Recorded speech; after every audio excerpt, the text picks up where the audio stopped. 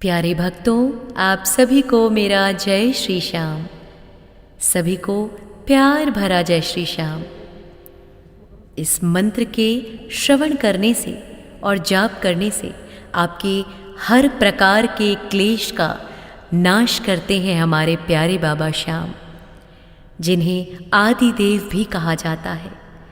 इस मंत्र के श्रवण मात्र से आपके हर प्रकार के दुख दारिद्र, हर प्रकार के रोग दूर होंगे और आपको मनोवांछित फल की प्राप्ति होगी।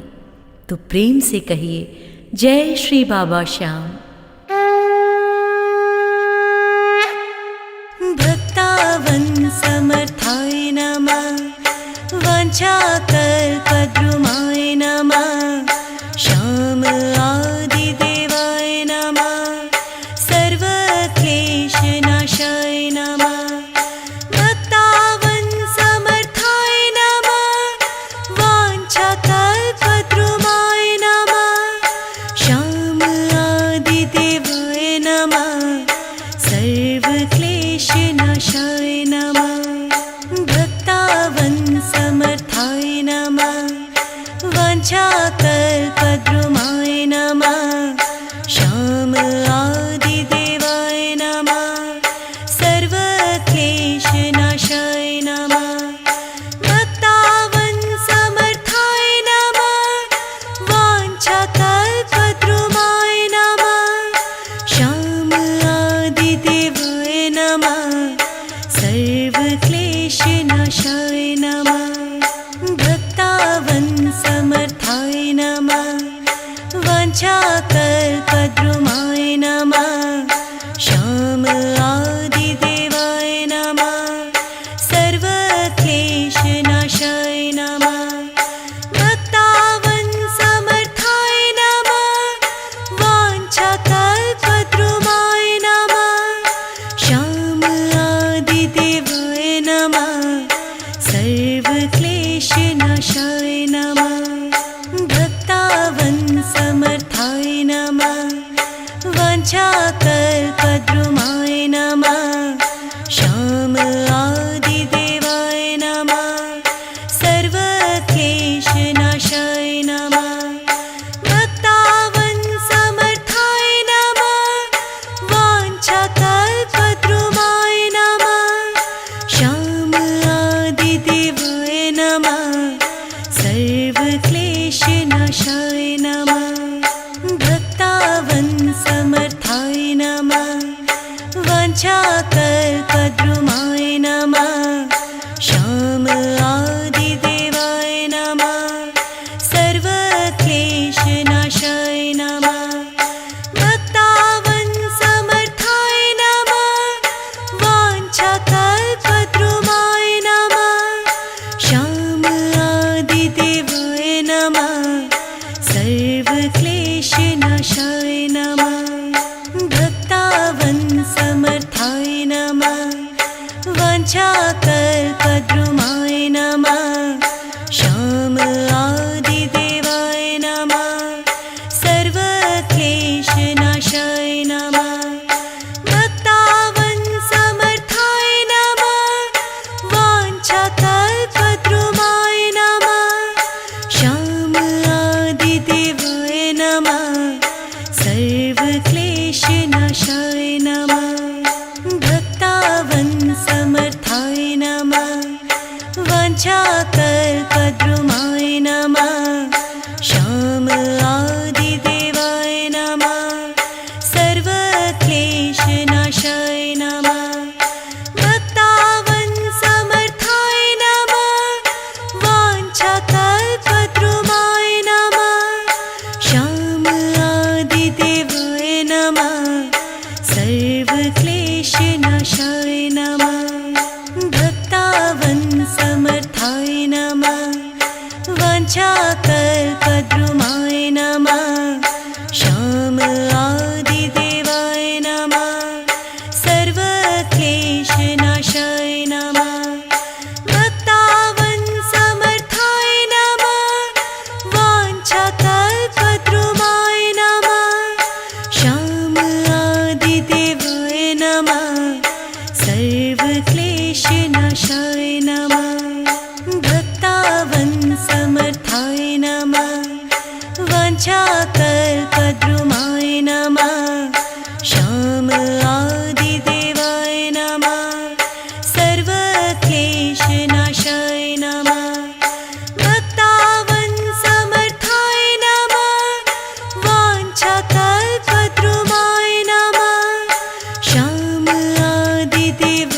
नमः सर्वक्लेशनाशाय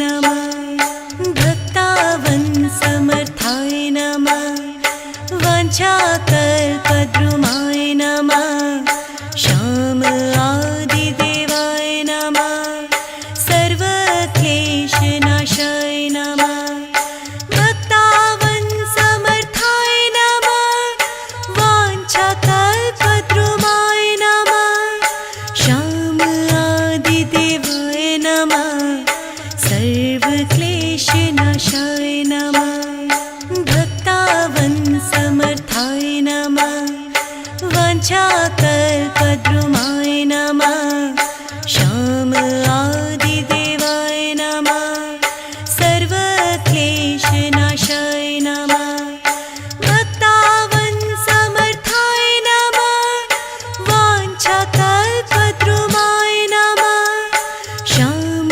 आदिदेवाय नमः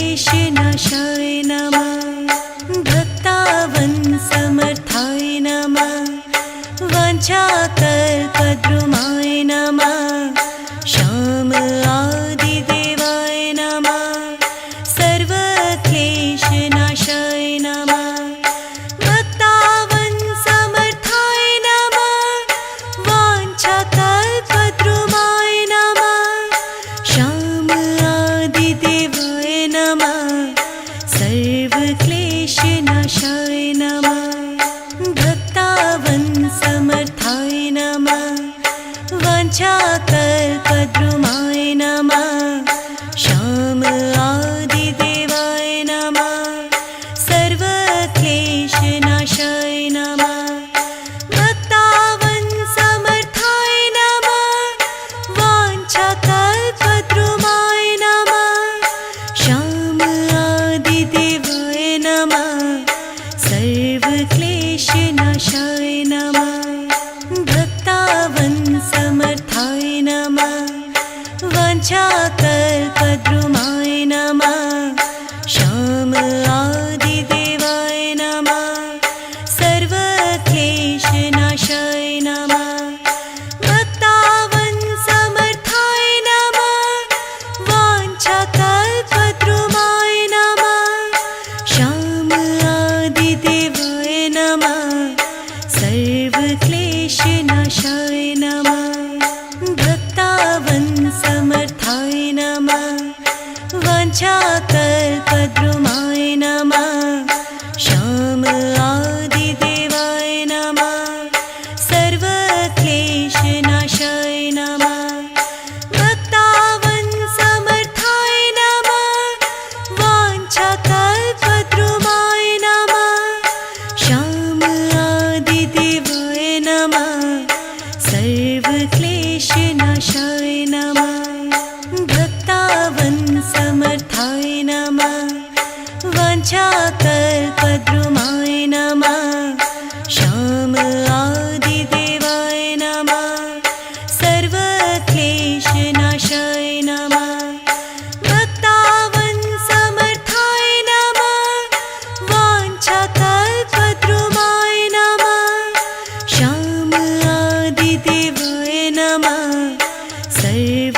सर्वक्लेशनाशाय नमः भक्तावन्समर्थाय नमः